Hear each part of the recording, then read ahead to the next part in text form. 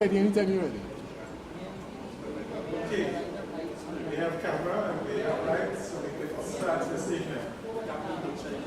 On behalf of the Carnival Institute and the San Fernando City Corporation, I want to welcome you to this San Fernando and Carnival lecture.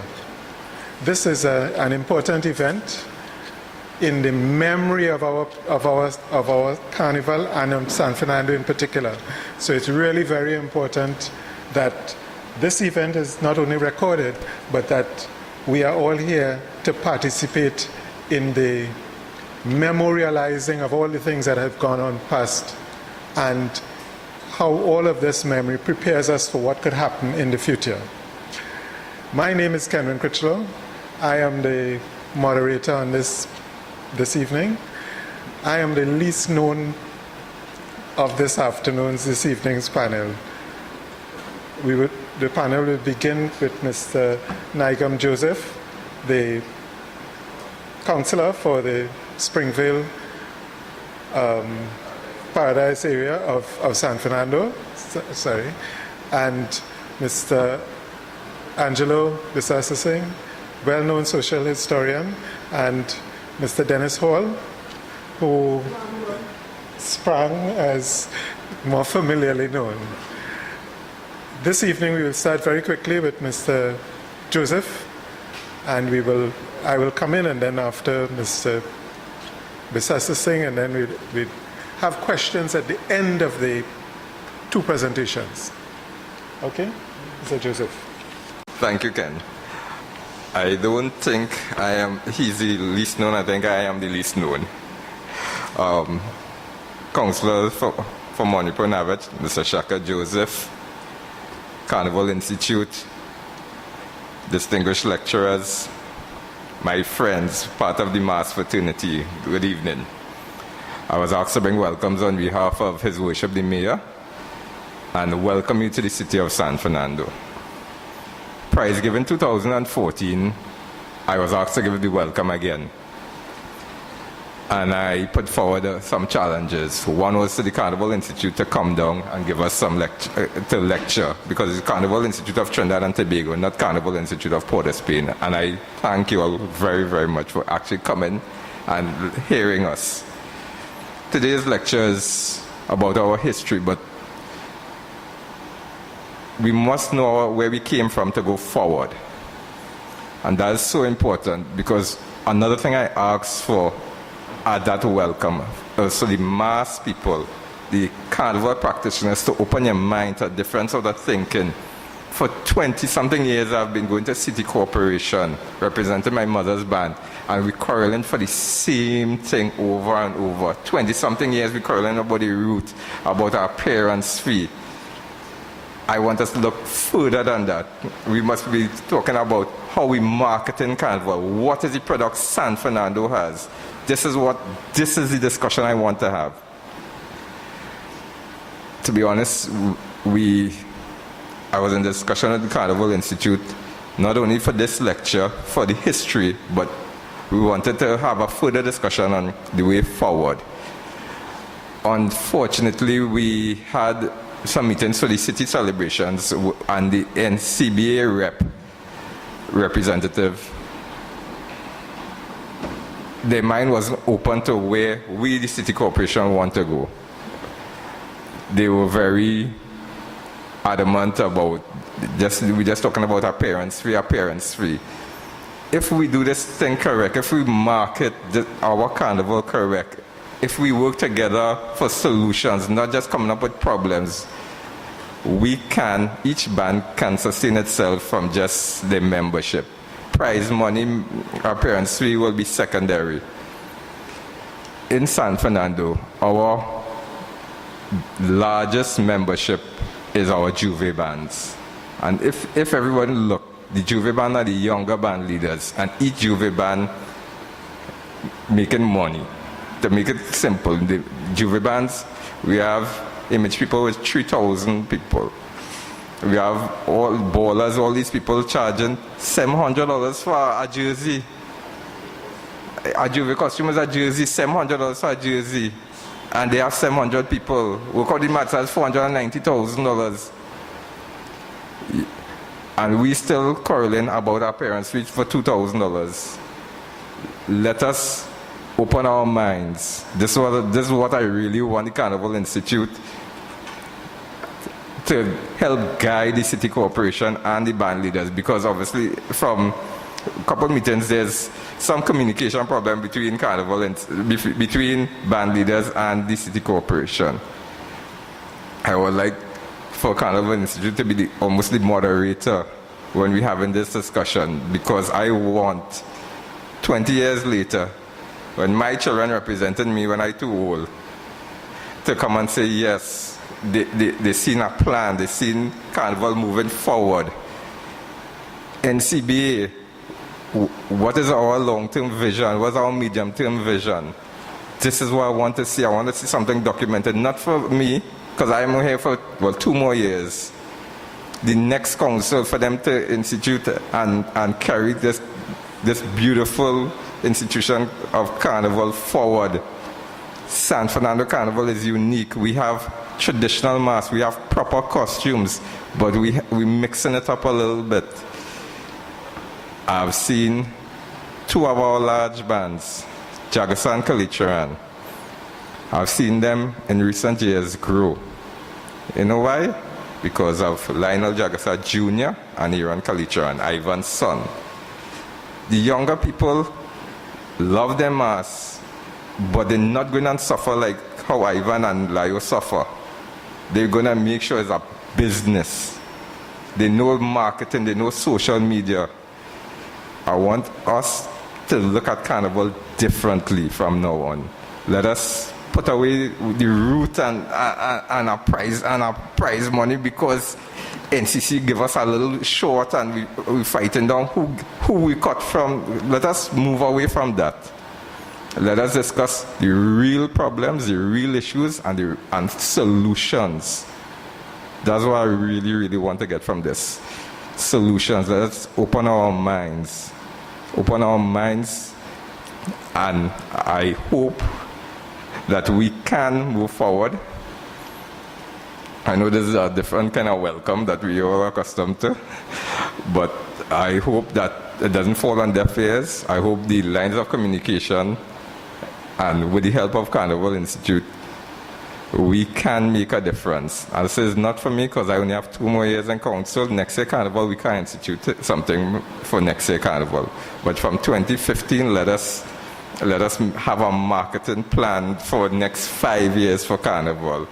Let us know this is the route for 5 years, so we know spectators can come. We know the police knows that know that in advance, so we can barricade off. We know spectators on one side, masqueraders on the other side. People who want to walk up and down could walk on the other side of the road. I've seen it in London Carnival. Our route small and jokey compared to Notting Hill. These are, to me, objectives that we can achieve. Once again, on behalf of His Worship the Mayor, I welcome each and every one of you to San Fernando. Thank you. Okay, thank you, Nagam.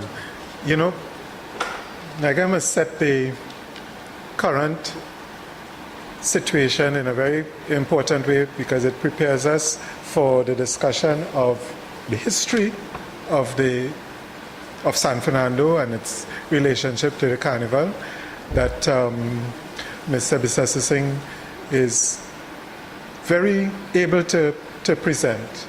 Now, the point that he's making about that Mr. Joseph is making about the present and the way in which the present finds an opportunity to go into the future is really very important, especially as we consider the whole question of what history is. Sometimes we think that we should forget it because it's all past and we can't change it. But we can change the way we look at the history, because it prepares us for understanding what we must do in the future. So without much further ado, I'd like to introduce Mr. Angelo Bisasa Singh, a historian that tries to meet people in the context of a community or online or in the newspapers. A man who tries to make history alive and part of our everyday experience. You know, sometimes people get put off by books because they feel books are, you have to take too long to sit down and read it and things like that.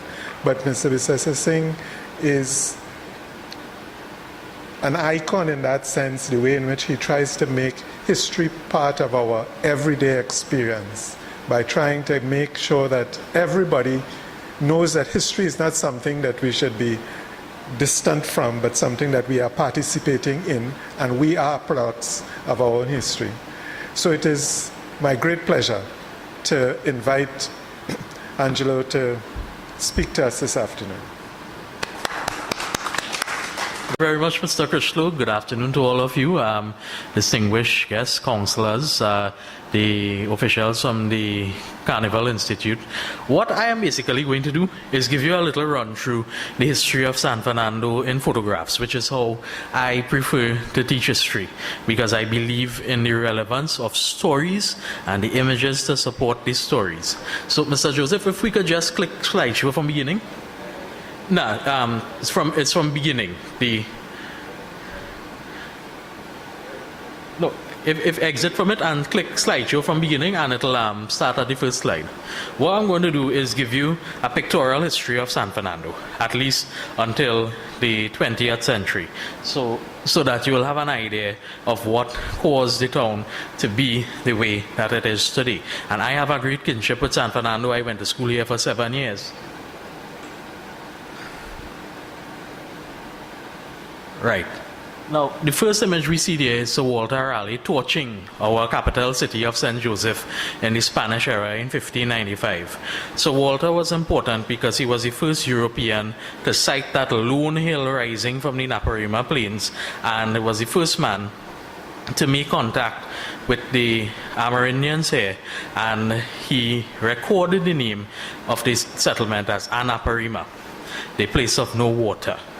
And the people he found here, if we'll see in the next slide, were people of the Yawan Shibayo tribes. And they were relatively docile and amenable to settlement, which was to their own detriment. In 1687, Capuchin missionaries from Spain came here to evangelize them.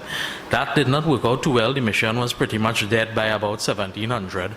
And a few of the remaining Amerindians who had survived the ravages of abuse and disease settled in the shadow of San Fernando Hill in what is now Carib Street. In 1786, the Spanish crown moved them out of there to the mission of Savannah Grande, which is present-day Princestown, and a proper town was laid out called San Fernando de Naparima. It was named in honor of the Infanta or Crown Prince of Spain at the point in time. Now, when the town was laid out, it was meant that it would be a capital for the Naparimas, because the Naparimas were the main sugar-growing district of the island, and the Naparimas came into being when French settlers and hundreds of slaves came here under the cedula of population from 1783 to around 1800. Now, what we see here behind me is an image that was done in the 1840s. It's a painting by a German artist, and it shows a sugar estate in the Naparimas. But most importantly, it shows an unblemished Mount Naparima in the background with its original conical shape.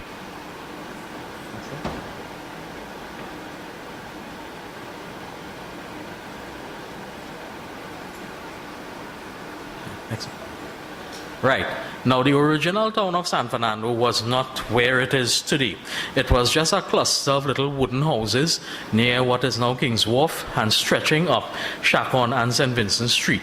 Now, they were little rickety houses like this one, which was drawn from real life in San Fernando in the 1820s. And that town burned to the ground in 1818, and it was rebuilt in better architectural style and of a more sturdy nature.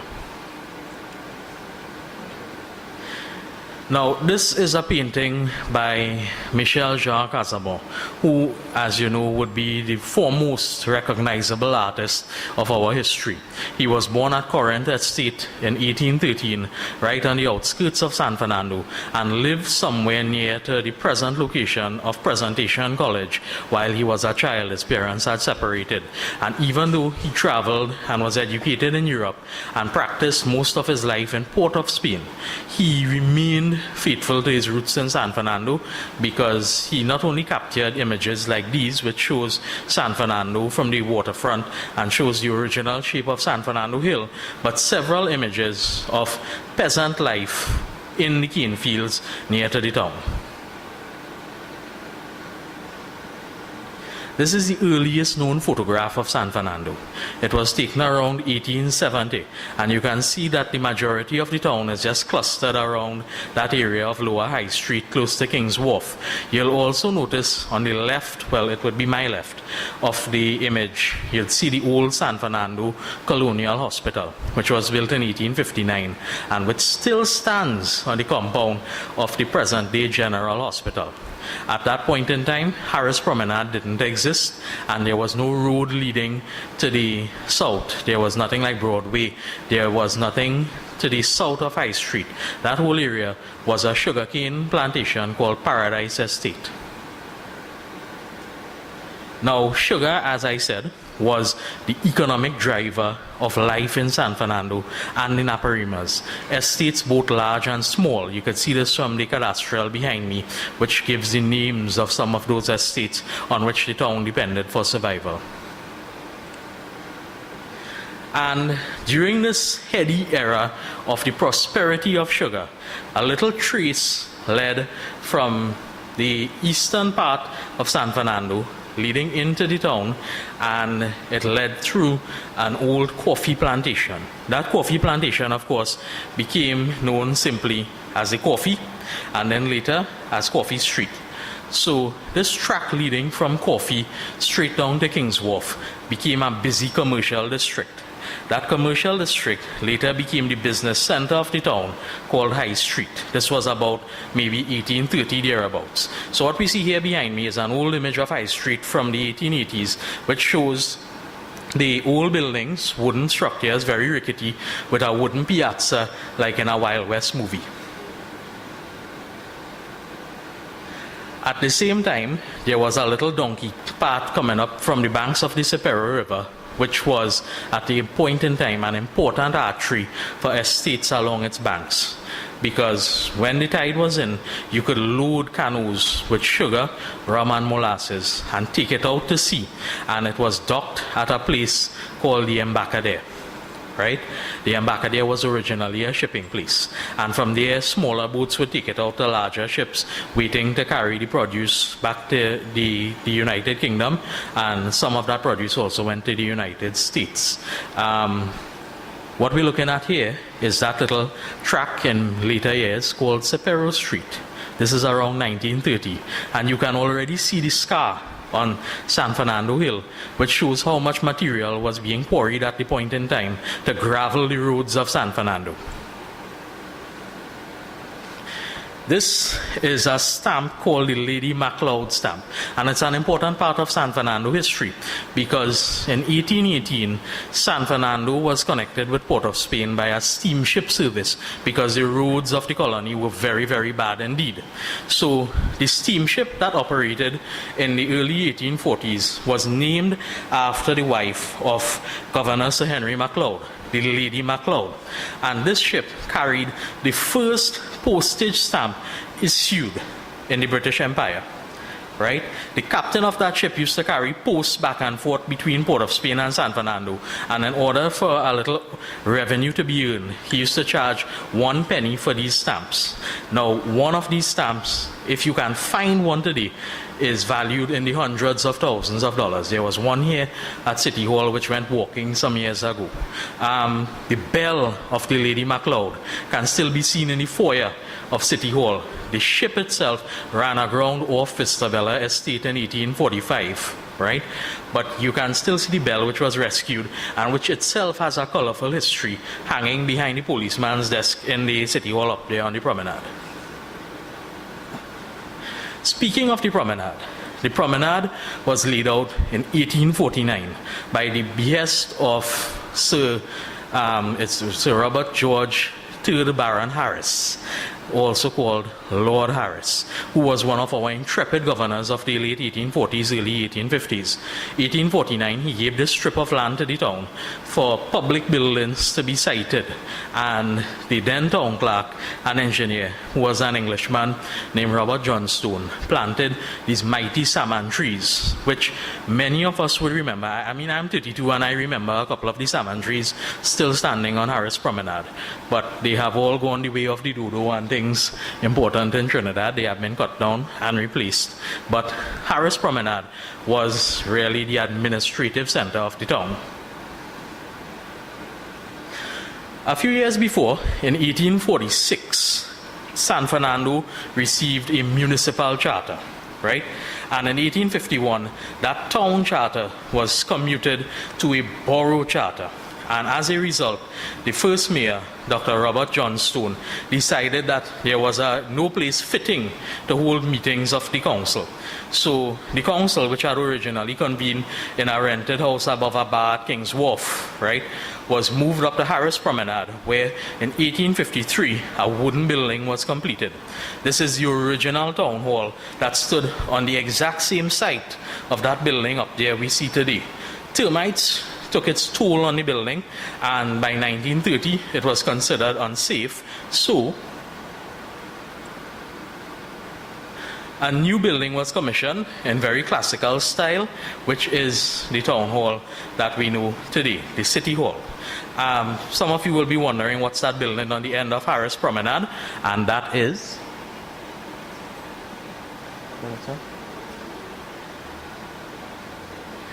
the original St. Paul's Anglican Church.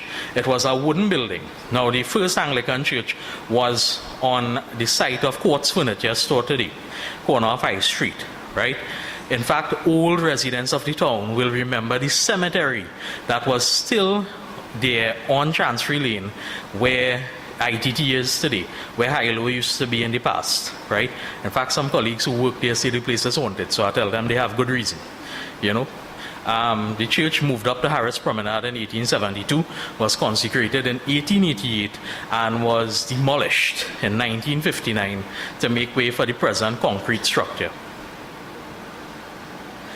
This is another view of Harris Promenade from the 1950s. It shows the Our Lady of Perpetual Help RC Church, which was a concrete building that was completed in 1951 and replaced an old wooden church that dated from 1849. But the reason I put this here is many of you would remember the original Boys RC School, which is that little wooden building standing next to the church.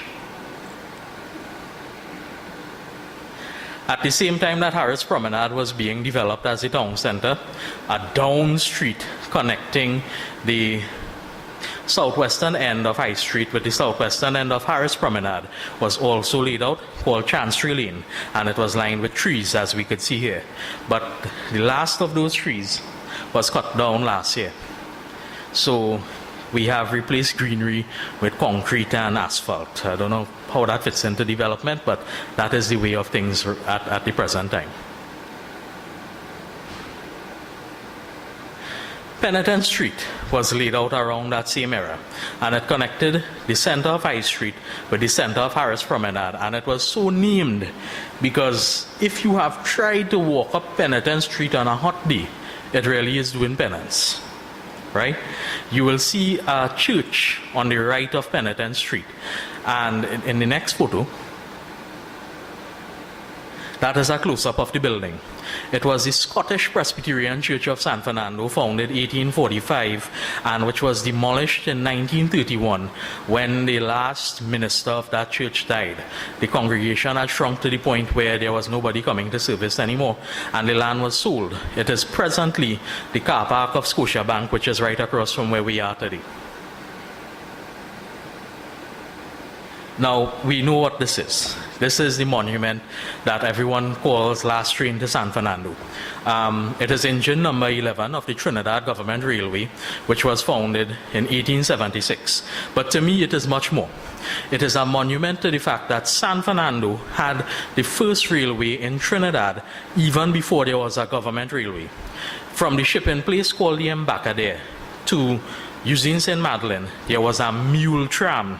There was actually a set of train lines with trucks drawn by mules called the Naparima Tram Road, right? It was eventually extended to Mission Village, which is now Princestown, and in 1864 it got its first steam engine called the Forerunner, right? So San Fernando had preceded the national landscape by very many years by having its own railway system. Everybody remembers here, right? This is the San Fernando Public Car Park, which is currently the site of the San Fernando Teaching Hospital on Chancery Lane. It was also the site of the greatest bubble ever to hit the Borough Council of San Fernando. In order to lay new lines for the tram road, they excavated a significant portion of the slope there, and they called it the Great Cutting. And at the end of the Great Cutting exercise, when they evaluated the costs, they could have built a railway around Trinidad. So that was a jokey part of San Fernando history for very many years, while the people who remembered it still lived. Now, in 1868, Reverend John Morton came from Canada and was accompanied by Dr. Kenneth Grant in 1872, and they founded the Canadian Presbyterian Church's Mission to the Indians, CMI, to convert and evangelize Indo-Trinidadians who were working on the sugar plantations of the Naparimas. It was a very successful exercise. It spawned schools and it spawned a whole new identity for what was basically a transient peasant population. What we see here is the original Susamacha Church, which was built in 1872 and demolished in 1932 and made way for what basically in essence is the present building that we see there today. This is the old San Fernando courthouse and police station, built in 1873, because prior to that the court was convened in the foyer of the old borough hall and the police were occupying a little rickety wooden building on the hospital compound.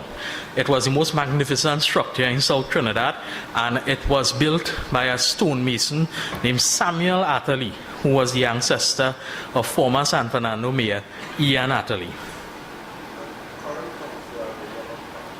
Really? That's interesting. We must talk about that. Another great event that used to happen in San Fernando with immense frequency was the San Fernando Regatta.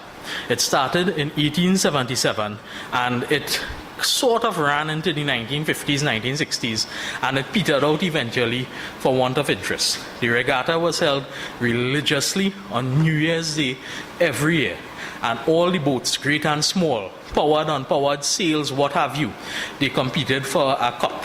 Now, the regatta itself is a story that we could tell whole day, because there were many interesting incidents, including in 1904 when the steward of the regatta had his head blown off by a cannonball, right? But this was, in essence, the biggest occasion in the San Fernando social calendar. This is where we sit presently, the Harris Promenade Fire Station, which originally was built in 1886 to accommodate the Volunteer Fire Brigade of San Fernando, which was founded in 1883. Now, the Volunteer Brigade was the first fire response agency in Trinidad, and it was founded because High Street, which we see here before 1880, was a little rickety place with buildings standing shoulder to shoulder and without very much in the way of fire safety. So, you exist in a situation until worst comes to worst, and in 1882, High Street burned to the ground. So they decided that they were going to establish the Volunteer Fire Brigade. And the reason it was put up on Harris Promenade was that they used horse-drawn fire engines, and that it was easier to go down the fire than to come up the hill. High Street was rebuilt, right? And rebuilt with sturdier architecture and with better fire safety. And it became a very picturesque place because there are many writings of that period that describe High Street in all its beauty and splendor. What we see here is looking down High Street. You can see the junction of Penitent Street and High Street, right? But you cannot see Lower Penitent Street, which did not exist until 1895, which was a full decade after this photograph was taken.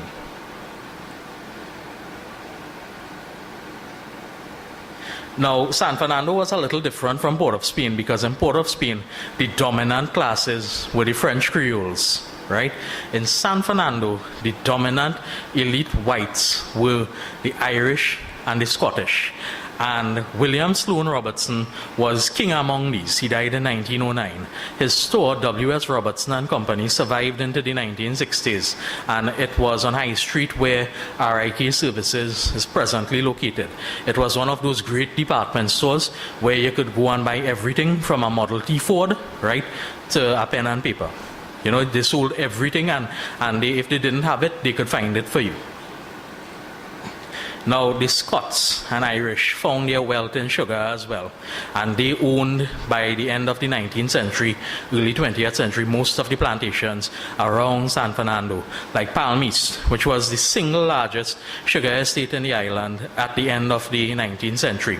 This is the Palm East Sugar Factory, owned by Sir Norman Lamont. And if you know where Cedar Grove Prep School is in present-day Palm East, that is the location of it.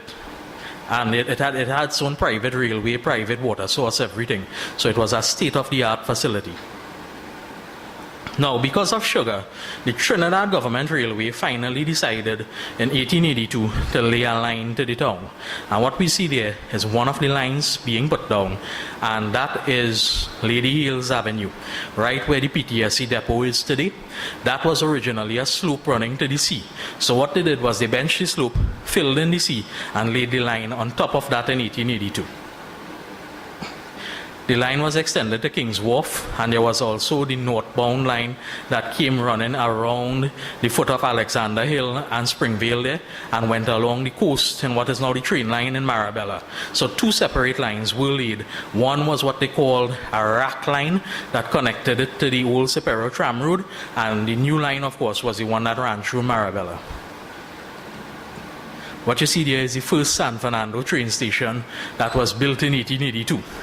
The now derelict but very magnificent building that we know as the train station on King's Wharf was not built until 1924. So this was the building that served until then. And the perceptive among you will see that the crane standing in this photograph is the crane that is on King's Wharf today. It's near the little shanty town there by the fish market. Now, San Fernando had a significant Indo-Trinidadian population, many of whom were Islamic. This is the Mucurapo Street Mosque in the late 1890s, which shows you how long that institution has been around. And that led to one of the bloodiest conflicts in San Fernando history. The 1884 Jose O'Muharam massacre, when the governor, Sir Sanford Freeling, prohibited the processions for Jose from entering the town to throw their tajas in the sea. It was to be suppressed by military force, and soldiers and police were arranged at Crossing, Monrepo, and at a place called the Toll Gate, which is the top of Rushworth Street and Sepero Street. And the processions came in from the sugar plantations, beating tassa and whatnot, and this is the part that I always like to point out, that it was not just an Indo-Trinidadian thing, right? It was very multicultural. The Chinese shopkeepers on the estates used to contribute money for the taja, and the largely Barbadian and Grenadian Afro populations of the estates used to help build it, and they carrying it into San Fernando as well, right? Now, when the processions met the barricades on those three locations, the procession leaders, the ringleaders said, "Let we go, boy, they can't shoot we." And that was when the riot act was read, and officially 22 people were shot and died. But now I am doing in-depth research into the massacre, and I realized the death toll was much more. The mass grave of the victims of the massacre is on Mucurapo Street, below the northern wall of what is the Central Market. The soldiers and policemen were mustered in a building called the Drill Hall, which we see here. The Drill Hall is the site of current-day Naparima Bowl. The bulk of the fatalities took place in cross-crossing. Many of you would remember this building here. That was Antonio de Chieri's shop, and you can see Skinner Park very clearly in the back. The Rienzi-Curtin Highway had not yet been built. This is one of the early town councils of San Fernando. It shows Mayor Egbert Carter sitting there with his councillors. And this is our later town council from 1919. The fellow in the light suit sitting in the middle is Mayor Clarence Gopal, who was a businessman in the town, but was responsible for many of the great leaps in San Fernando during his tenure. One of which was the Carnegie Free Library, because the plot of land where the library is today was originally the market for the town. So they moved that down to Mucurapo Street, and they applied to the philanthropist Andrew Carnegie for money to build the library. So this was completed in 1919, and then they realized they had no money for books.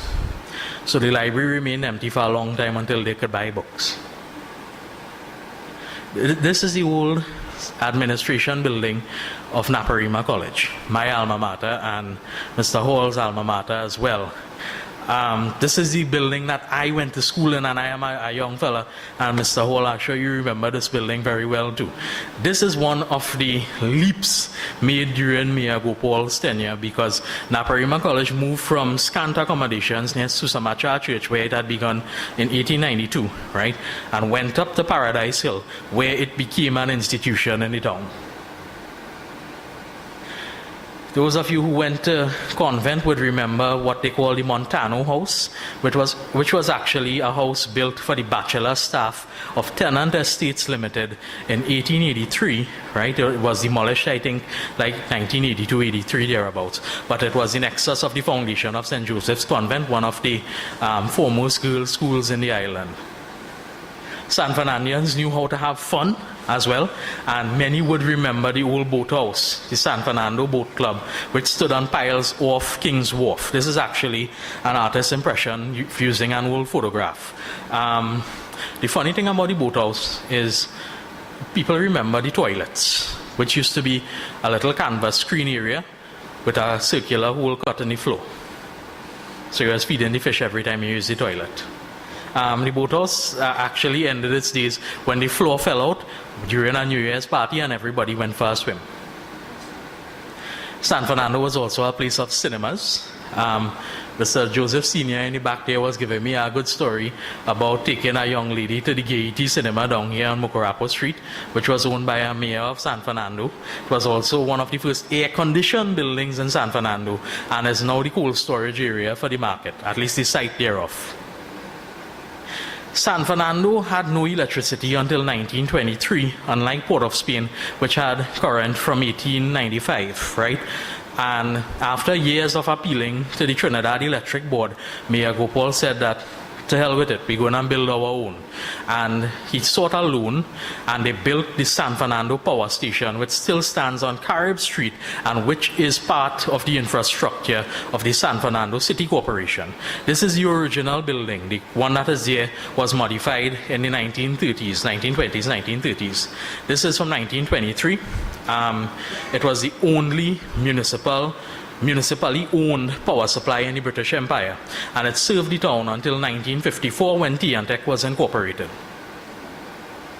Harris Promenade was not to be left behind in development. The courthouse eventually moved from the old police station into its own facility finally in 1931, which is what we call today the old Supreme Court, right across the road from here. From sugar, we went to oil, and in 1913, Trinidad Leaseholds Limited built its first oil refinery at Pointe-a-Pierre in the shell of an old sugar factory that used to serve the Bonaccord plantation.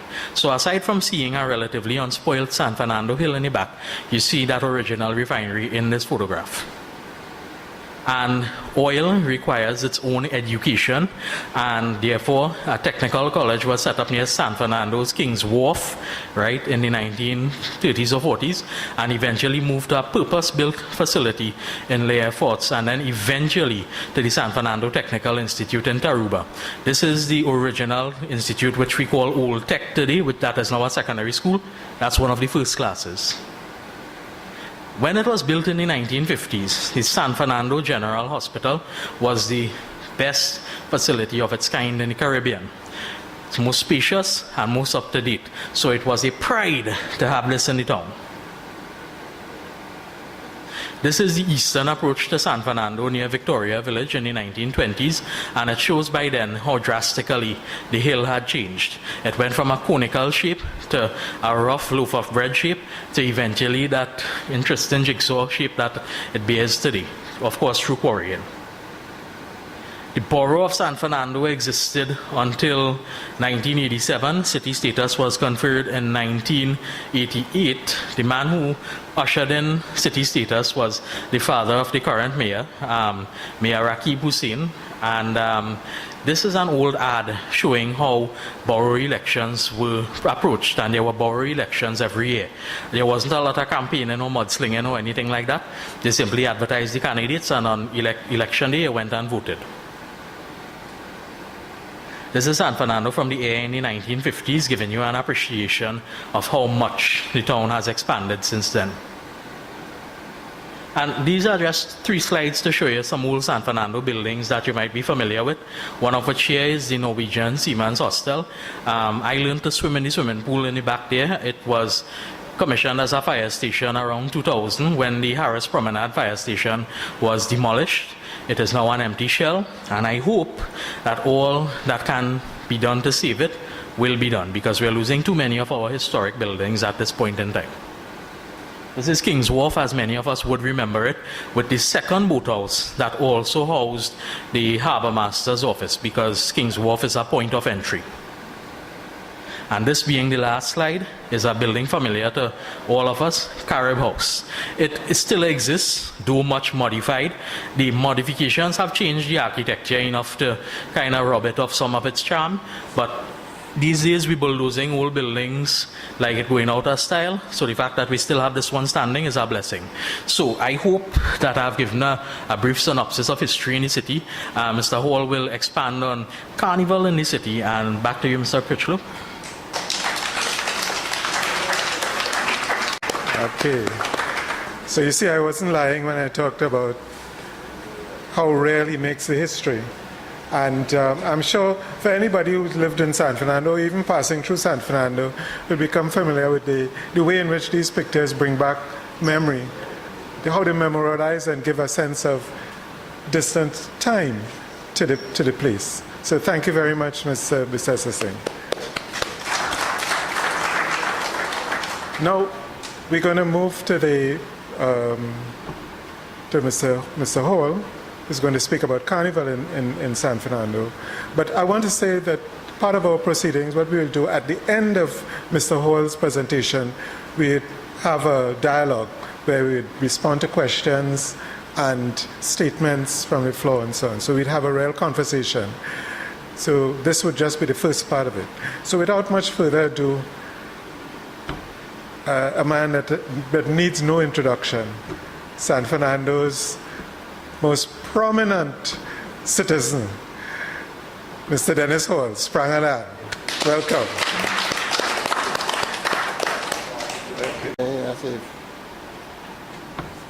Oh, Papa. Okay. You will observe that I have no pictures, but Joka would know why I have no pictures. Because Joka had a mask and plain Indian, and I had a Frico Pana rhinestone. And I go with my rhinestone and help him put the coming year's East Indian mask together. We practice with Grand Failure, Katu Mama, Etu Mama, Katai Kobe, and the other chants and so on.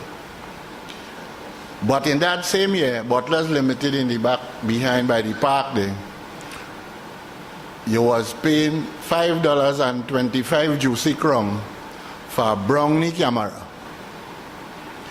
And while I was assisting Joka and them, I was drinking out my father's sweet drink to get me crown and get me $5 to buy me camera.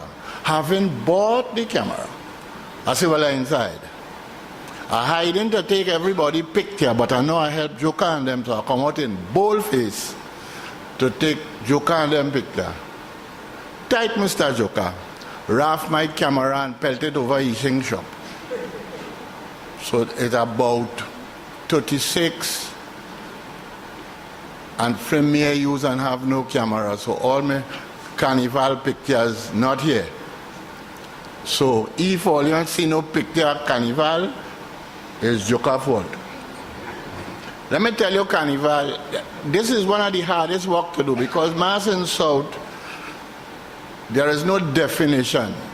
I can't even compare it to Port of Spain Mass because I never see Port of Spain Mass. But I know in San Fernando, my father bring an old Bajan bad habit that if we live in Donaldson Street and we come up on the corner, we meet Cepero Street, you could walk to High Street and walk back home and can't lose.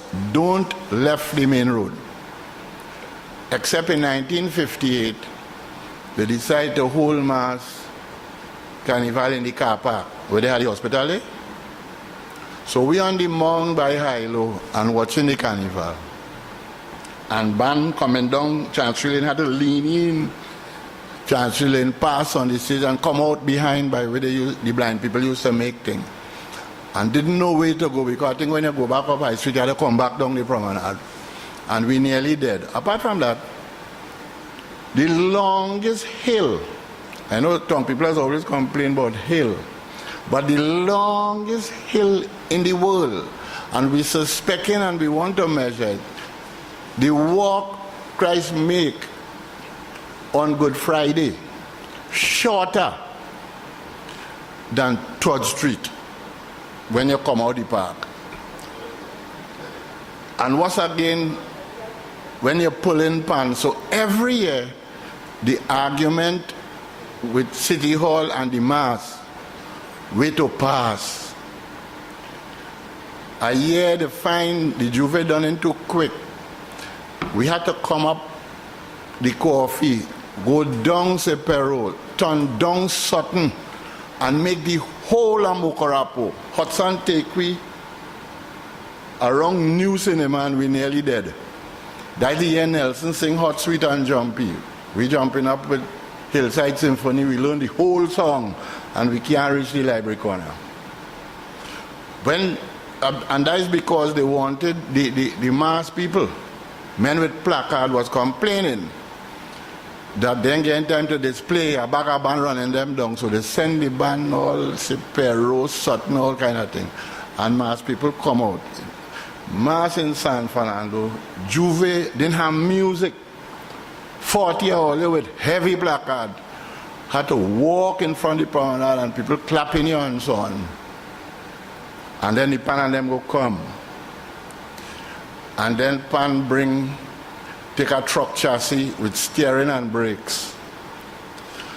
And then below, Silvertones was the master of that. Silvertones had a kind of Chinese hat, about 4 level up and below have a man who can't see where he going, but he in charge of the brakes and the steering.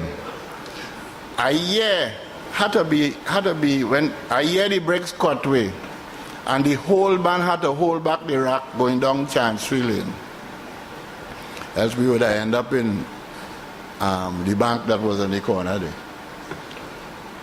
And that is because, let me tell you how the panting was the ruling thing in Sando. Sando Mass was pan.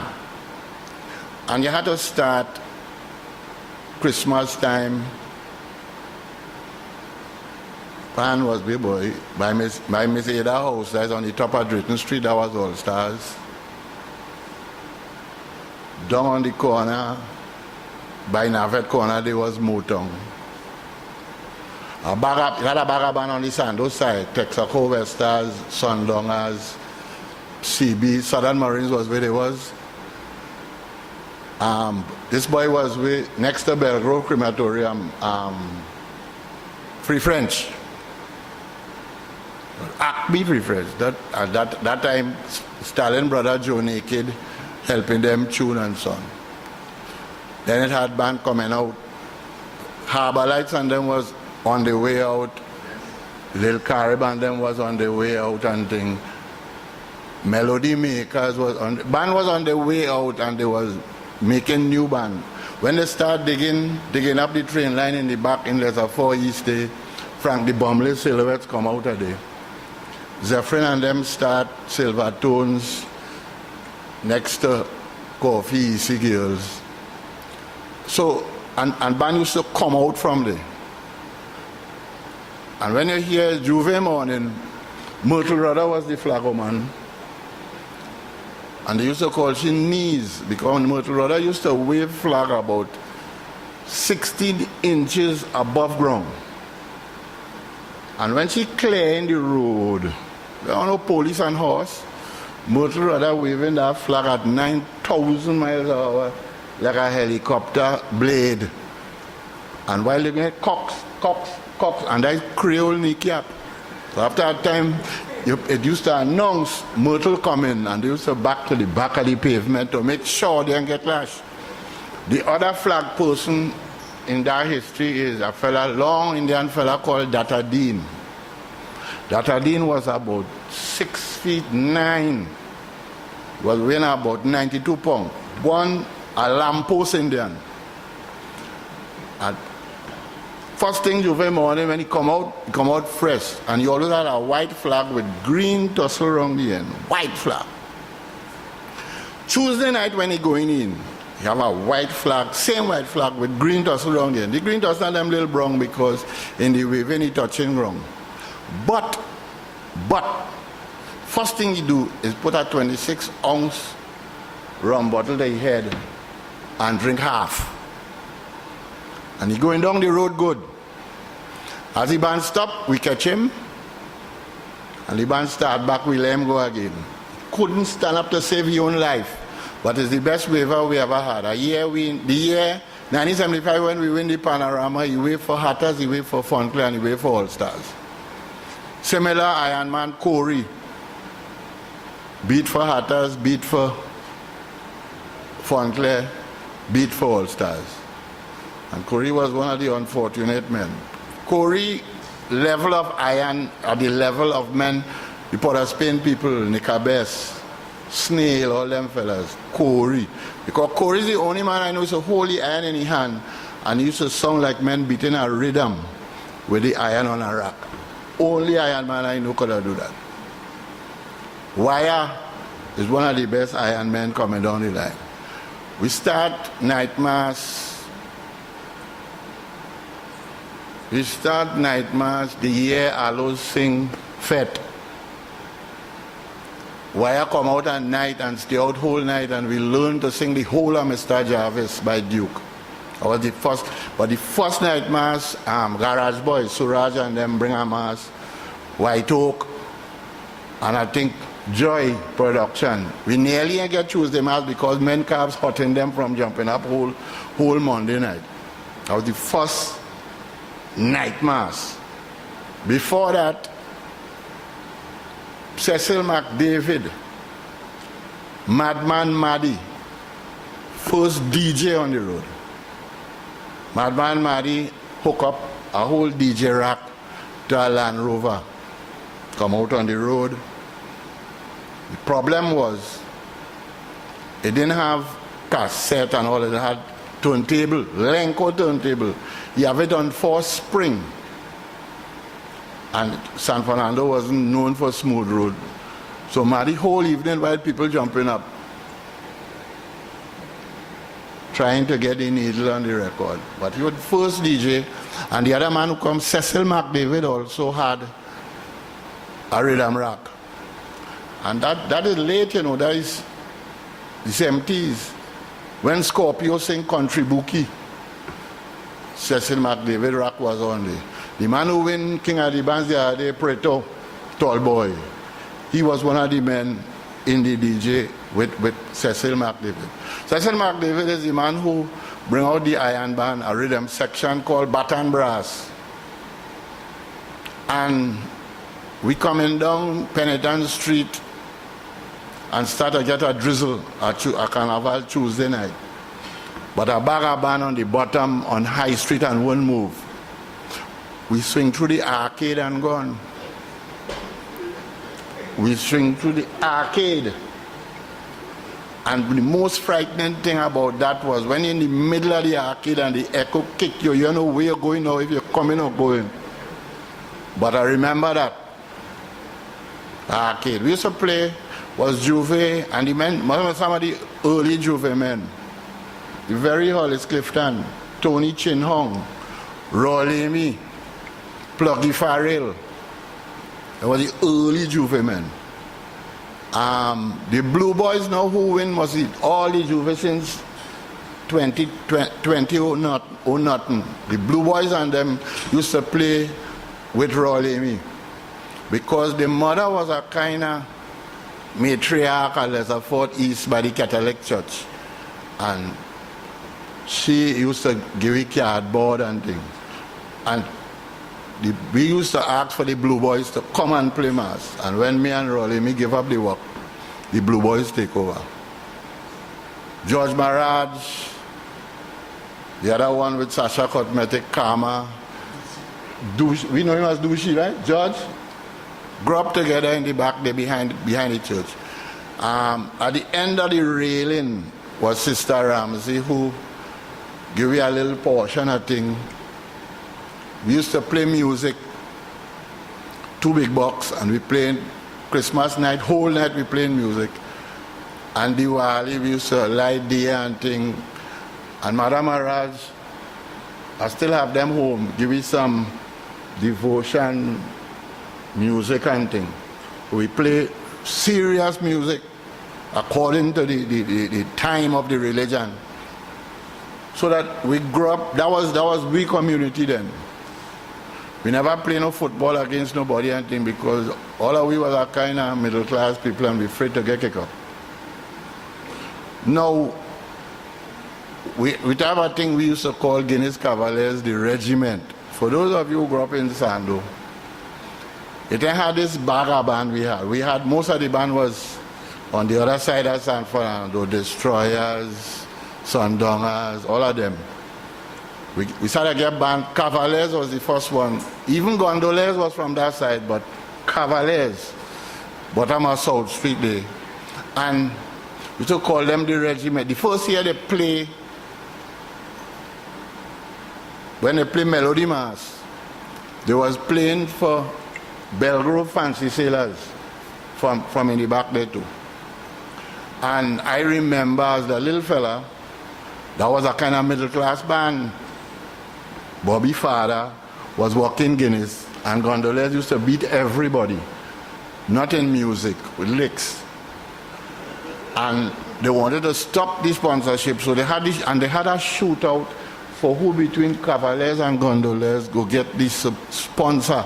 And they had this shootout in Woodford Square.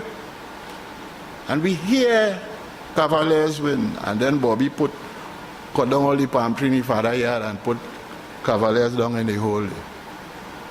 And we used to lime on tea and tech wall, and on a clear night we used to listen to Cavaliers. That is why Cavaliers did belong to San Fernando. You didn't have to go by Cavaliers to hear Cavaliers. If you sit down on tea and tech wall at 11 o'clock during the Carnival season, you hear Cavaliers practicing. See that too fast, that too slow, whatever. And the amazing thing, we went a day when they wasn't practicing, and we tell Bobby, we don't listen by tea and tech wall, and Bobby come at night and listen by tea and tech wall and tell we a man on a double second off. But everybody was part of everything. Then we go. It used to have Kiddies Carnival, Red Cross, and a bag of people that I never know what the word mean, but they tell me it's important, the seroptomists. And I stopped going Kiddies Carnival when I went to Kiddies Carnival and a little child sit down crying, drinking a sweet drink. And the mother said, "Child, stop crying." And the child said, "You have to go now." The child put on the sweet drink, get up, put on a costume that I and all would have seen trouble to tote. But when the music started, the child with a big grin on his face and jump up and all kind of thing. And everybody clapped the child. And when the child comes second, the mother bade down the judge's table. And the child on the side asking when she getting she prize. That worry me. To this day, that has still worry me. Because me I feel, well, it come like how Carnival is now. The child said, "Mommy, I getting the prize because she went and do she work. That is all. She didn't care when she come. She enjoy she. The mother bade with everybody. I say, see me, it's not to go Kiddies Carnival, it's not that. It's Big People Extension is based Kiddies Carnival. But we used to have that. We used to have Surreptimists. I know what that means. Jackie, you know them? Yeah. Them days, Eileen McSween and them doing all the work. The late great. So, Juve morning, band coming, the band had to wait. And next thing is the band and them used to come down the promenade. Then they had to go down Chancery Lane. Some years they go down by the wharf and come through by Stoble's Bakery and come back up the road.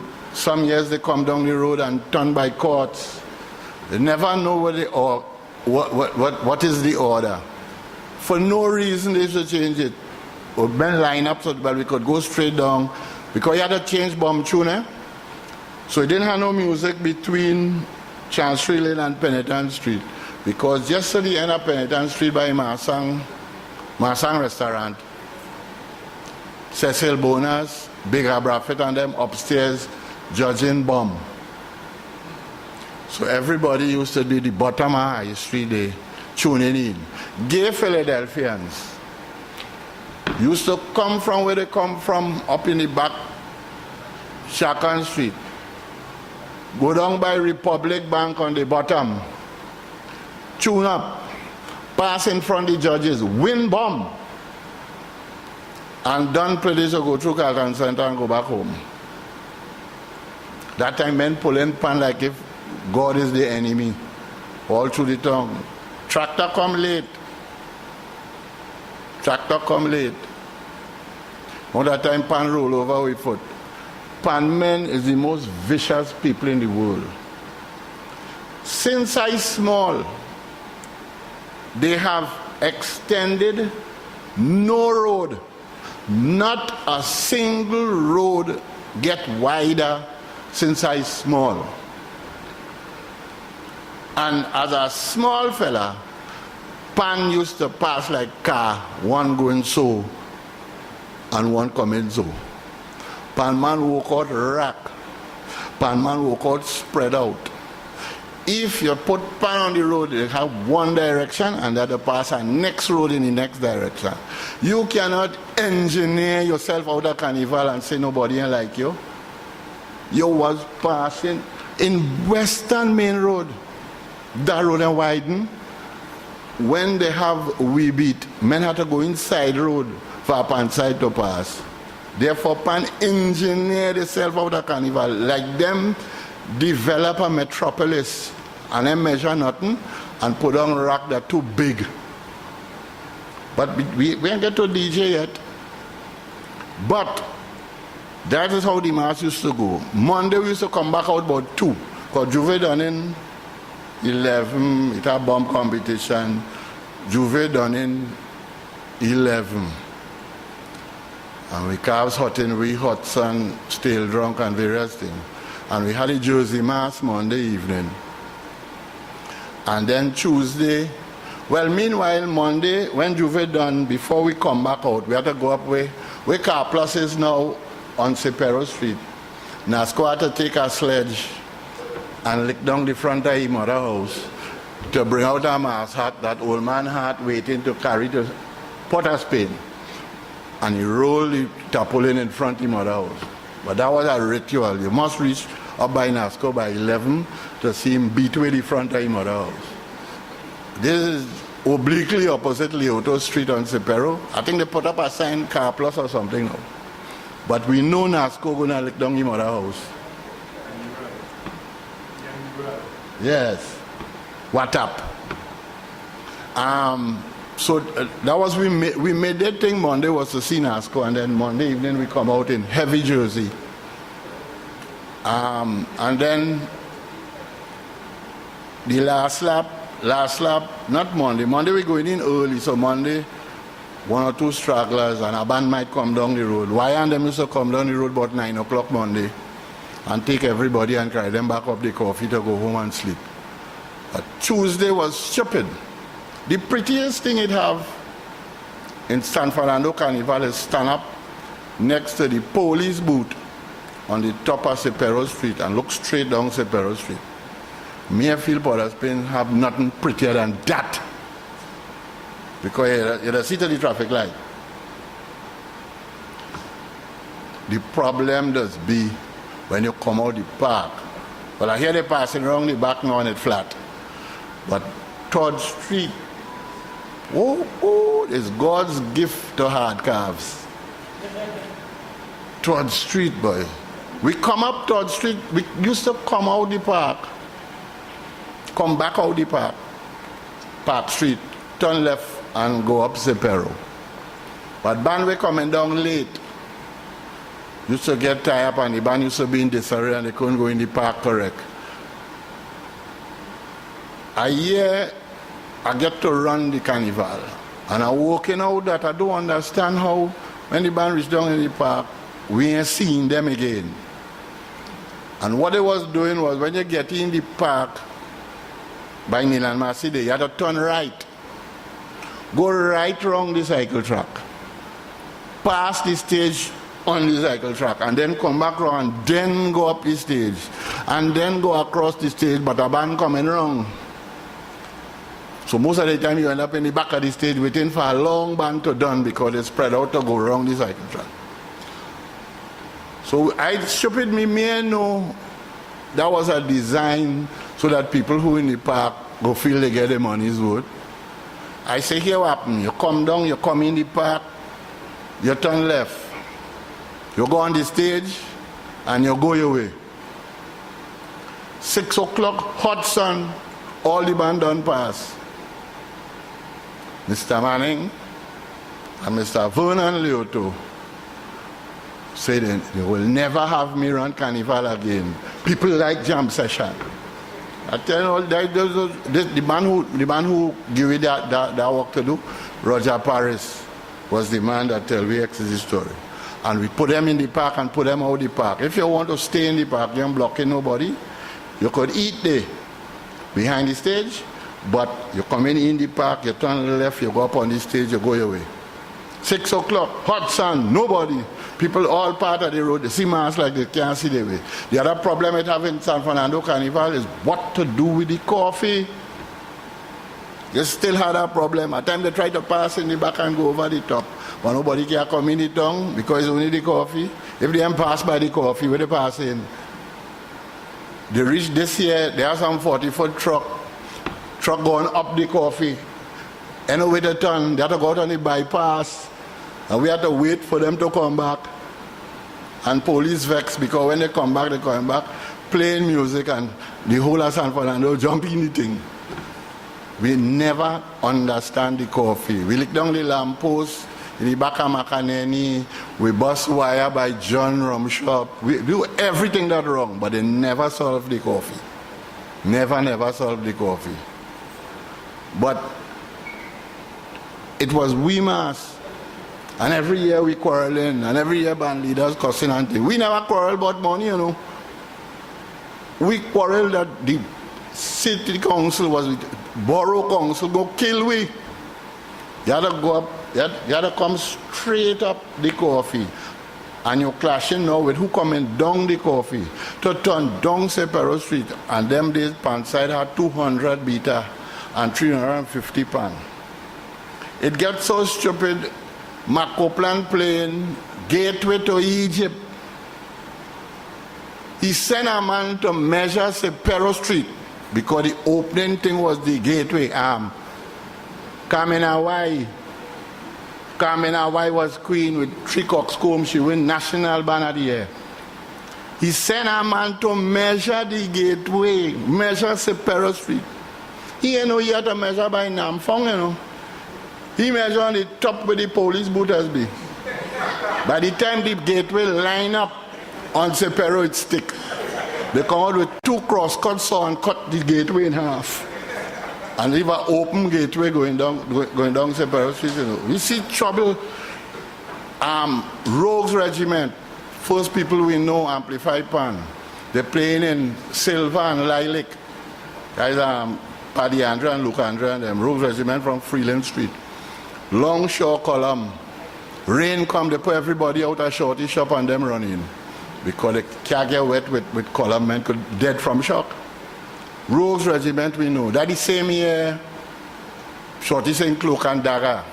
Same year, Motong nearly killed we plane Sweet Mr. Georgie.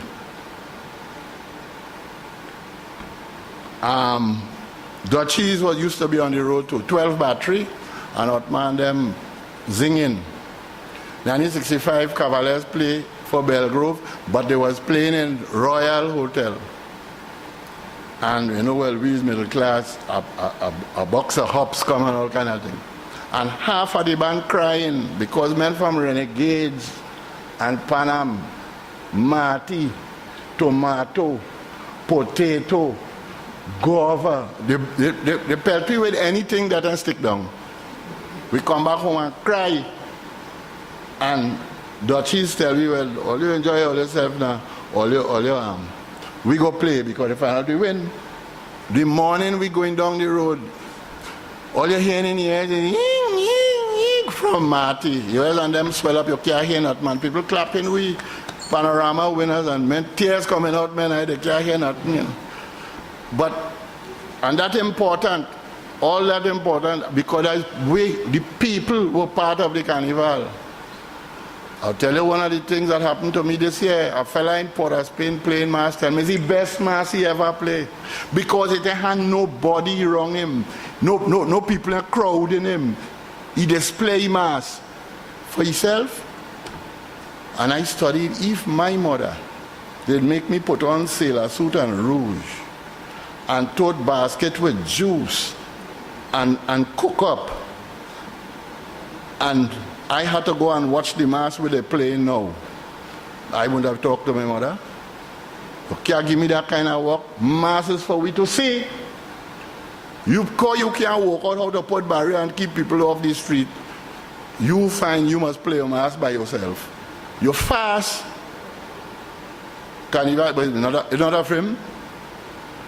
Before my time, they used to tape the carnival and it used to play in Rivoli. Sultan Khan used to tape the carnival and it used to play in Rivoli. It used to call Trinidad Follies. In Lent was the mass of the day, San Fernando. Sultan Khan used to do that. Well, I hear they change the route now, but it has nothing to see. I hear they ain't put up bleacher because nobody are going to see that. Anyway, let me talk that though. So, ladies and gentlemen, you know me, I have some of the people that are important. The former mayor father. You have money when you come out, AM, FM songs, Hafzal and Fazal Mohammed songs on the bandstand where I see the building over. The MC, Nazim Muradali, former mayor father, and Michael Pope, a kind of runner, manager for Errol Mahabir. So that them is the men that we remember. We remember Joker. We remember Mr. Dick. Mr. Dick who playing a king a year and he ready to go on and a breeze come across 6 Park and nearly break his neck. We remember he. We remember Silvertone's breaks coming down Chancery Lane and the whole band had to hold back the rack. We remember that. I'll tell you something though. It is sad that we had to take Carnival in isolation because San Fernando and Martin. One of the big men who was in NCBA of late, a fellow named Courtney Brown, his father used to be Khaki Head Brown from Sando. He had a capitan, he used to keep spick and span, he used to be in the borough. Gordon Brown, Khaki Head, Boys Brigade. This is not Carnival, but this is the level of mass we used to have in San Fernando. On Independence Day, we used to practice in the car park. They used to come up the hill and go up the promenade when they're practicing. Courtney Brown in front the side, Boys Brigade, eyes left. The mayor on a little podium, and they have one of the councillors practicing. 2 weeks before Independence Day used to happen. And I tell all of this because I'll tell you how San Fernando people mad. But Independence morning, when they come out the car park, they turn left, go down the road, go up High Street and come back down the promenade. And in front of the mayor, because of habit, Courtney Brown say eyes left and they look away from Herald Mabia. Good evening to you, lady. Thank you very much. Thank you very much, Mr. Hall. We now have some questions or statements from our audience.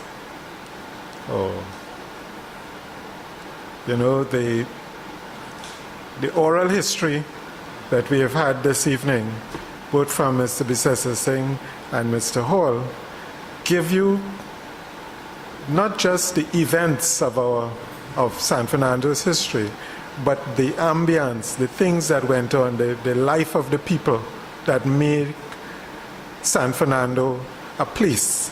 It's not just a matter of the buildings and the hills and those things, but the lives of the people and the way in which they met the place and the way in which they gave it its character and specialness. And we really must thank them both for that contribution to our memory, so that we don't think about our place only as the buildings and the street names, but the lives of the people who inhabited the place and gave it its character and its sense of being San Fernando. Are there any questions or anything that anybody would like to say or about this? Well, while you're thinking about this, I would also want to mention that this event that the Carnival Institute has collaborated with the City Corporation to do is just the first of a series of events that we would like to do. This event that lays out the history, that lays out the potential of the place that we are able to embrace. This is an opportunity for us to take some of these issues that have been addressed here this evening, to take them into greater detail. But anyway, I will speak about this a little bit later. We have a comment from the floor. I guess you can hear me. I don't need the microphone. Okay. I think they needed to record it. Yeah. Mr. Krishno, we are very grateful, those of us who are here this evening, as unfortunate that we don't have the type of audience that we had anticipated. You're wrong here. I'm not the oldest San Fernando here. I can relate to you here. There is young one, two others, and sprung. Yeah. However, looking at the presentation by the gentleman earlier on, those of us who remember the fire station on the promenade, what I remember about the fire station is that in an emergency, the guy used to slide down a pole, a center pole. Yes, and I went to San Fernando Girls EC. I always had an affinity with girls, as a young man, a child, for that matter. I didn't go to a boys' school, which is right next door That's right. Right? Wrong school right next door. You know, they accepted boys up to age 8 in those days. That I went to St. Paul's. But there's so much history about San Fernando that the current people don't know. Yeah. It's unfortunate that in putting this program together, and Councillor Joseph was responsible for negotiating with the institute. Now that we have a better understanding of what it is, we must do this again. Or you will have to probably go into the schools, probably do that earlier time to get the schools to come here, particularly the young ones, to get an understanding of all this history that they missed this evening.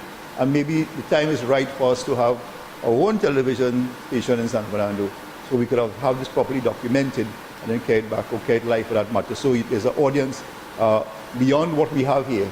So I think this is tremendous, and we are grateful to what we got here. Even me at my age was able to learn a couple of things or two about presentation by a gentleman here. Yes, so there's just so much that we can do, and this is what we're supposed to do. And this new council here, we are committed to this history and ensuring that we do it. So I'm glad that you're going to be doing this again, and you're going to be. So is there a roving program you're going to have? Clearly, we would like to. Yeah. Because there's so much information that is held in the minds of our population, because a lot of our history is not yet been written, especially that has to do with the carnival and has to do with the social life. It may have been confusing because there are two perspectives presented here. That's right. The historical perspective and the carnival perspective. Yeah. And I think those of us who came, even the mass fraternity, may have come expecting a carnival perspective, but was exposed to a different one altogether. I'm sure That's they right. enlightened and would have enjoyed it. Yeah. So we need to look at how we present it, how we prepare it, and how we target our audience. So I just say that we need to do this again, and we'll now go back to the drawing board and see how we can target a wider audience when we invite you next time. And I know San Fernando, you know you love to come to San Fernando and Vista Bella and Cinnamon Street. I know you have a connection with that street. Okay, yes, All right. yeah. Okay, thank you. Thank you. Thank you. Thank you for San Fernando to talk about Juve, because the San Fernando Juve, it's made its mark, and it exists nowhere else in Trinidad that I have seen anyway. Yeah. Good afternoon. Just have one question to Mr. Biseso. I found your presentation wonderful, but there's Farallon Island, and I don't know the history on it. If you could enlighten me a little.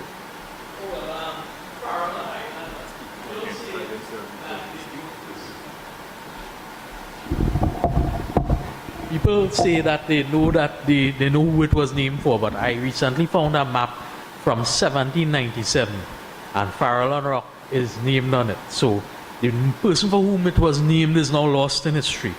But it was owned by several San Fernando families, including the Whartons, who used to live in a big house on St. Vincent Street, sir. Thank you.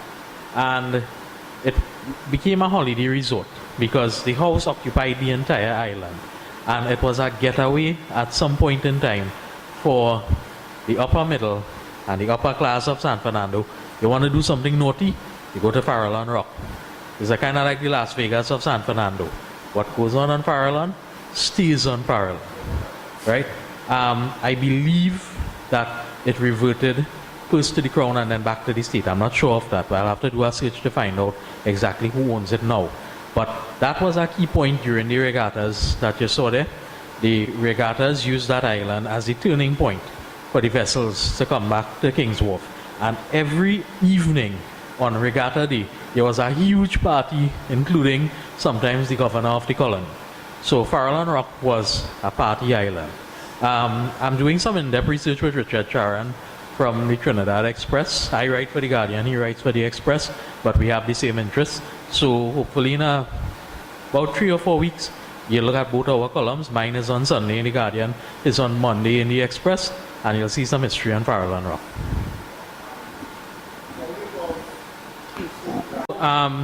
On the top of the hill, behind the current Rudal Cemetery, where there's a dump today, there used to be an old burial vault, right? And people who remember it, who would have been like your classmate Carl Sami, who was my history teacher, right? They told me that inside there were human remains, even in their time, and this is in the 1950s. And Carl remembers a skull with long blonde hair. Now, people say, and this is the legend of it, I'll give you the legend and then I'll give you the fact. The legend of it was that there was a slave owner and planter who lived in San Fernando, Sugar of course, and he and his wife were taking a rowboat up the Sipero River to visit another estate, and they were ambushed by runaway slaves and slain, right? And their remains were at Sagrado Tomb up there. But I now know what it is. I was looking over some very old documents written in Latin and French from the original Catholic church here on the promenade. They now lodged at Archbishop's house. And they describe it very clearly. It was a burial vault built around 1800, and it was built for the Gomez family, who were very influential and who owned Paradise Estate, which was incorporated into the borough in 1868. When the Gomezes became extinct in San Fernando, it passed to Dr. Juan Michelham, who was the town medical officer and who lived in La Pique House, which is where Naparima Girls High School is today. And over the door of the tomb, there was a carved inscription that said, Sagrado de la Memoria de Juan Michelham, Médico de San Fernando, murió in 1858, right? Sacred to the memory of John Michelham, medical officer of San Fernando, died 1858. So the entire inscription was lost, except that part marked Sagrado. And that's how it became known as the Sagrado Tomb. Eventually it collapsed into the sea. I believe one slab of marble was saved, and it was lodged at Carib Street, but I've as yet to find out where that is. Thank you. Okay, for recording purposes, when you do make a statement, just give your name, please. Okay? Yeah. Good evening, everyone. You all. Yeah. Speak to the audience, actually. No, a short, but this thing is supposed to. Right, good, yeah. My name is Wayne Quintal. I am very happy to be here tonight. I found out about it through Angelo, who the first time I met Angelo probably around 12, 15 years ago. And I continue to be impressed with his ability to retain. Angelo is shooting off dates off the top of his head like I've never seen anybody do before. I am particularly happy that a young fella like Angelo, 32 years old, to be so much into history, right? And to know so much about the history of different parts of this country. If you follow him, go to your museum on the internet, and he knows so much about San Fernando. You say you went to Naps. I don't know if Spangalang remember me, but Spangalang, I remember him lying on the top of Henry Street by Hussein and them in your Naps days. Rod and Hayward Hussein. My aunt used to live on the left-hand side of the dead end. Yeah. Anyway, right, but that's by the way. But I think we have a very proud thing here. My earliest memories of Carnival is probably when I was around 4 years old. I remember my mother carrying me for a little jump on High Street. And Jackie will know my family, Hilda, Dom, right? When I had to be about 4 years old, my family has been involved in San Fernando for many years. My eldest brother, who passed away a couple years ago, used to play Juve, Monday Mass, and Tuesday Mass. Noel Quintal, people know him as Cramps.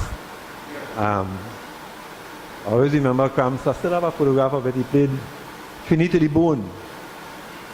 Well, of course, bareback. I have a picture right on the promenade here. And he was, remind me of Wayne Kublal Singh. He was well slim, so he played Trinity to the bone. At that time before that, he played, it started with the curfew. He had a set of little dollies tied around his waist, because in the curfew, everybody had to be home. Nobody could be out, so people was doing all kind of things. But I think San Fernando Carnival is different. Perhaps I'm getting older and I don't identify too much with Mud Mass. I do identify with bands with just people in a jersey. I identify more with portraying things that happen during the year, right? And Blue Boys, and I think there's somebody else that is doing a lot of that now on the promenade. Pardon? Right. And I like that kind of thing. Probably it has to be on its way out, I don't know. I always remember a steel band on Juve morning is one of the better things you could experience in Carnival in San Fernando. Monday night, steel band on the coffee on Monday night. I think that was an important part of San Fernando Carnival. I remember my same brother was talking about here. He used to play with Dorich, right? Hollis Dorich from Victoria Street. But we were Victoria Street people at the time. This had to be like in the 50s, right? Columbus, he played Columbus a year. He had a big long purple tape behind. We played with it for years afterwards. He had a tenor pan. I had to be about 4 years old at the time. One of Victoria and in James Street. He had a tenor pan in the house. And at one point he said he used to play duduk as well. So I am saying this as a proud San Fernandian. My family has lived in San Fernando for 5 generations. And we are proud San Fernando people. Although we might live in the heart of San Fernando again, we are heart of San Fernando people. I was born on Victoria Street.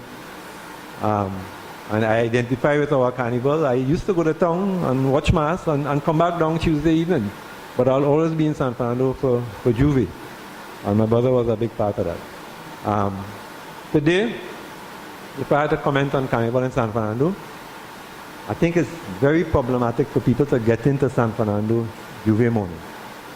Especially when they start changing on the route. Perhaps it is advertised in the papers and perhaps I don't see it. But I have left Palmis and go along Marbella to try and get into San Fernando Juve morning. It's problematic down by Lady Hills and so on. Very hard to get into San Fernando and you're not sure where to go. A long time it used to be on the promenade.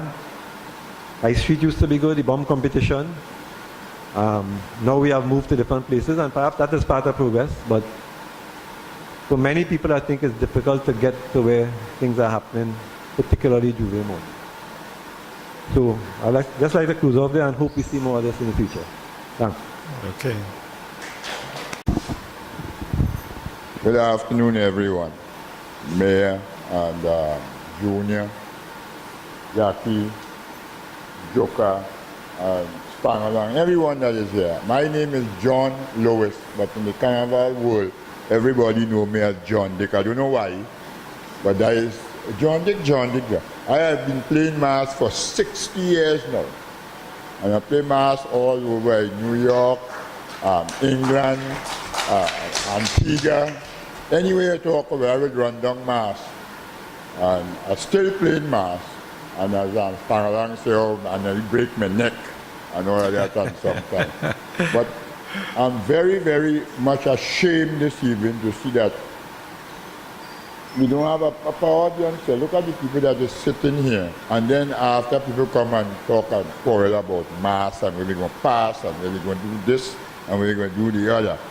I've been playing mass Monday morning. I had to play Monday evening. I had to play mass in Marbella. Then I have to be here Tuesday, whether I've been playing King or whatever. I have played old mass like Dr. Collymore, the bone specialist. We had Christina Garden. I had mass like the hijack plane in Piaco.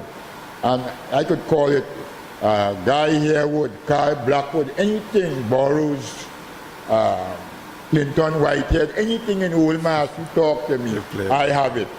I know it all up to the present. I've just, this year I played the big drug bus, the cocaine, and last year I played the Prime Minister finds she roots, anything about that. But most of all, I love Trinidad. I love Trinidad and San Fernando. I don't even go to Port of Spain to look at mass. I stay right here, play all the mass, do everything in South. And this is where I love and this is where I remain. And thanks for coming here and inviting me to this little forum. But I still say a second that I'm ashamed of most of the people that didn't show up here this evening to listen to this great, great lesson that we have learned here this evening. Thank you, ladies and gentlemen. Thank you.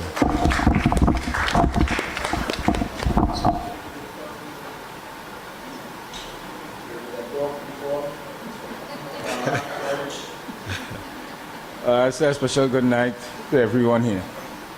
The reason why I really come up here is to defend my name, because my name calling all the time, as Yuka. And the reason that I mashed up Sprangalang camera, because he was too greedy. He wanted all the picture for himself. But I'm willing to pay him back for it. It's only $4. But I'm not going to give him the $4. Anyway, I have cameras telling for $4. Please let me. All right, let me talk a little about Carnival, Mr. Junior. Really good night. All right. You know, my name is Henry Thomas, better known as Yuka, band leader of Nations People. Together with my other two band leaders here. You know, Carnival, for me this time, from ever since I was growing up as a young man up to this present time, I would say from then to now, Carnival has been improved, but then it stay right here. So I could only tell my grandchildren from where I know when I started playing mass in 1964 to now, I have nothing more after this time to tell my grandchildren and them. So Carnival in San Fernando have to improve again because I want something more to tell my grandchildren and them. Right? So I could tell them, okay, like how many people here know when they used to give prize giving on the library corner, the teaching hospital and in the wharf? You see people quarreling about money, prize money and all kind of thing in this rounds. We didn't used to get no prize money in the rounds. We used to get a pants leg, a wear set, a icy hot, a heater. And we didn't used to make the noise. We used to be happy about that. And now we getting money. And yet, some of us not happy about that. Where all the band leaders in San Fernando is? San Fernando has so many band leaders. Which part is? Lajos and his son, Lajo here. Where's Ivan Kalichan representative? Where are the other band leaders? We are not the only band leaders. Say Roger Mohammed is here. He's a band leader. So you see, this is how San Fernando Carnival is not going to move anywhere right now unless we get serious. Right now, Carnival band leaders in San Fernando, we are not serious. See this fella here? Years ago, he went to and spent 29 years outside. And when he came back here, the first place he comes is in my mass campaign, my battle with him. And I said, Roger, nothing has been changed. It's still the same. He used to try to get San Fernando band leaders together. And after the meeting, some go so and some go so. You know what band leaders used to say? This Indian boy, Roger Mohammed, you knew everything for yourself. Roger didn't want nothing for himself. He wanted to unite everybody. Right? So everybody just, he get fed up and go to New York. And he spent all the years and come back. And when he's back, I said, Roger, it remains the same way. Right? So when other band leaders quarreling and things, because we're not uniting. Years ago, I wouldn't call him. I could call him, I could say plenty of things. I wouldn't. So I don't want no mass anymore. I don't want no mass anymore. Because I know quite a lot of things about band leaders. And once we keep on going down that road, San Fernando Carnival will stay as it is. And Mr. Gentleman, may I shake your hand? I want to congratulate you for the words that you have said, things that I didn't know, I know now, and I hope that I see in something like this again. And everyone, thank you. Okay. Let me introduce Mr. Joseph, San Fernandian too, but executive member of the Carnival Institute, and who would speak on behalf of the Carnival Institute. The Carnival Institute, in collaboration with the City of San Fernando, will host soon a round table to deal with Carnival issues. What are the problems? and find solutions for these problems. So we hope soon to invite everybody, band leaders and so on, to these kinds of discussions. That will happen pretty soon. We are actually in the process of working out how it will happen and when it will happen. Thank you. If I could also have said, a lot of the narratives that we have, the stories that we have and the memory that we hold about the Carnival, we need to begin to document them, to write them down, to discover some of those old photographs, the things that are lost somewhere in the back of your old photograph catalogs and whatnot. We need to. Oh, yes.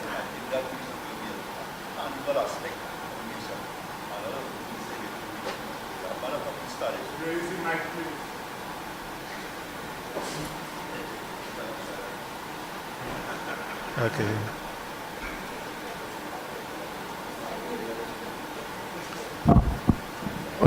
I'll have to take a different approach now. Under a different administration, right, we will be looking at the development of the arts through a museum that will deal specifically with Carnival.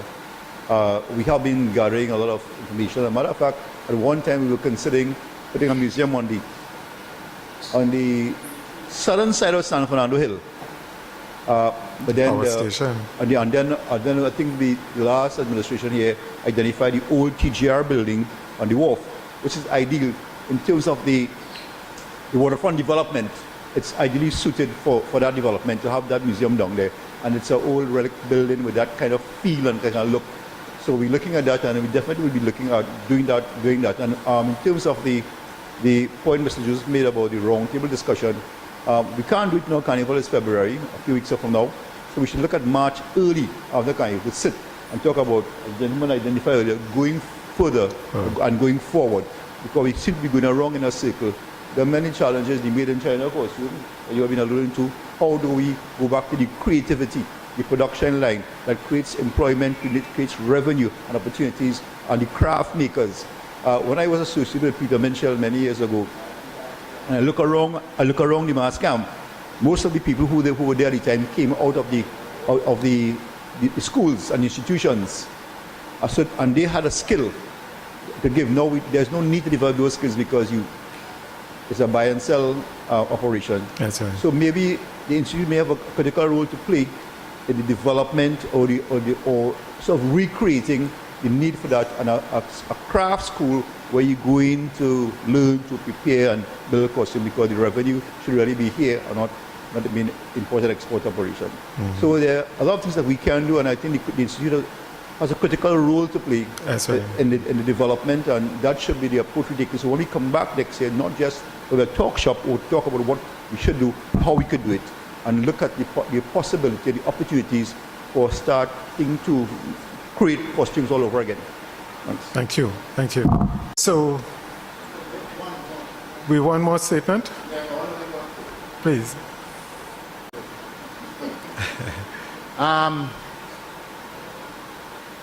I remember what the best mass, old mass I have ever seen in San Fernando is 40 big hardback men with coquille skirt walking sideways with a banner saying a sidewalk for Coquille Village.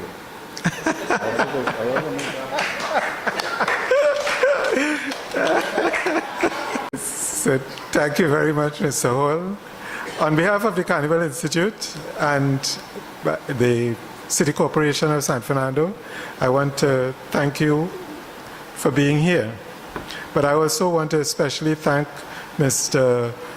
Bisesa Singh and Mr. Hall for being the focal point of this evening's lectures, and thank them for the wealth of information that they have brought to us here this evening. I would really like you to give them a real wonderful round of applause, and thank you. Their memory enriches us. We must now take the responsibility of holding that memory precious and finding the other bits of memory that would help to complete us all. So without much further ado, I would really like to again thank you all and thank you for being here, and good evening.